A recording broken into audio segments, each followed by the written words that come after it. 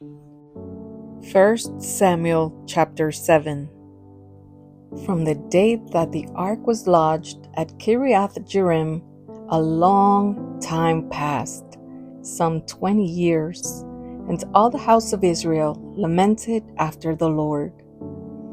And Samuel said to all the house of Israel, "If you are returning to the Lord with all your heart, then put away the foreign gods and the Ashtaroth from among you, and direct your heart to the Lord, and serve him only, and he will deliver you out of the hand of the Philistines." So the people of Israel put away the Baals and the Ashtaroth, and they served the Lord only. Then Samuel said, "Gather all Israel at Mizpah, and I will pray to the Lord for you."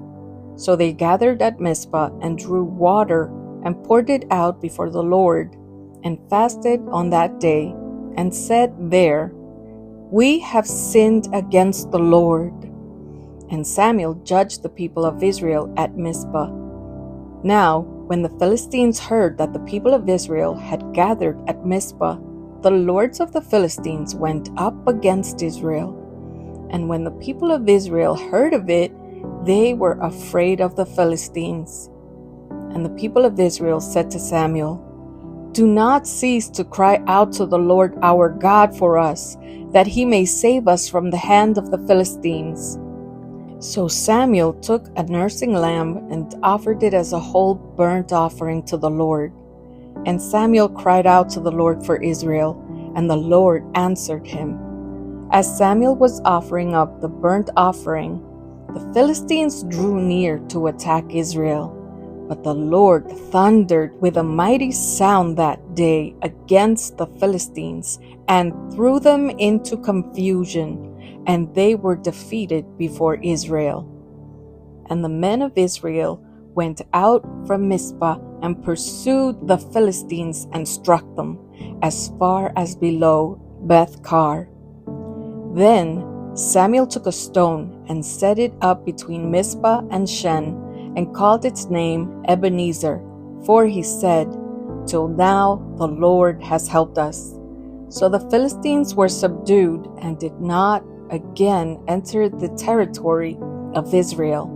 And the hand of the Lord was against the Philistines all the days of Samuel.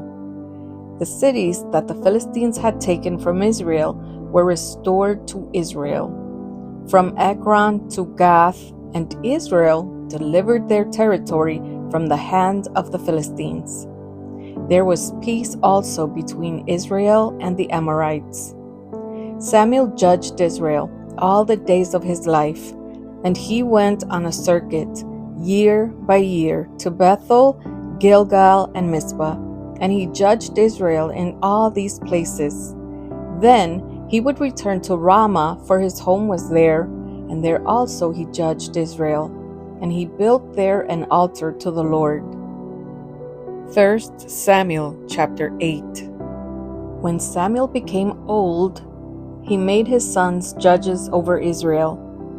The name of his firstborn was Joel, and the name of his second Abijah. They were judges in Beersheba. Yet his sons did not walk in his ways, but turned aside after gain. They took bribes and perverted justice. Then all the elders of Israel gathered together and came to Samuel at Ramah and said to him, "Behold, you are old, and your sons do not walk in your ways. Now appoint for us a king to judge us like all the nations." But the thing displeased Samuel when they said, "Give us a king to judge us." And Samuel prayed to the Lord, and the Lord said to Samuel, "Obey the voice of the people in all that they say to you, for they have not rejected you, but they have rejected me from being king over them, according to all the deeds that they have done, from the day I brought them up out of Egypt, even to this day, forsaking me and serving other gods. So they are also doing to you. Now then, obey their voice.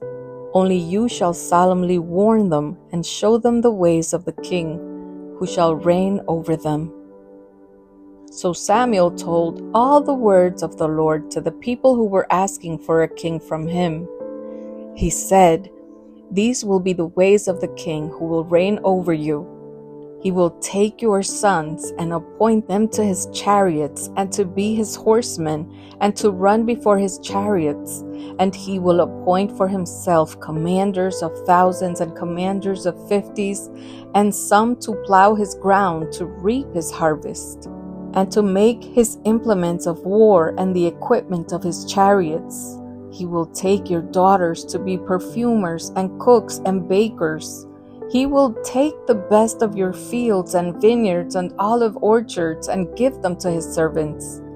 He will take the tenth of your grain and of your vineyards and give it to his officers and to his servants. He will take your male servants and female servants and the best of your young men and your donkeys and put them to his work. He will take the tenth of your flocks, and you shall be his slaves. And in that day you will cry out because of your king, whom you have chosen for yourselves. But the Lord will not answer you in that day." But the people refused to obey the voice of Samuel, and they said, "No, but there shall be a king over us, that we also may be like all the nations, and that our king may judge us and go out before us and fight our battles." And when Samuel had heard all the words of the people, he repeated them in the ears of the Lord. And the Lord said to Samuel, "Obey their voice and make them a king." Samuel then said to the men of Israel, "Go every man to his city."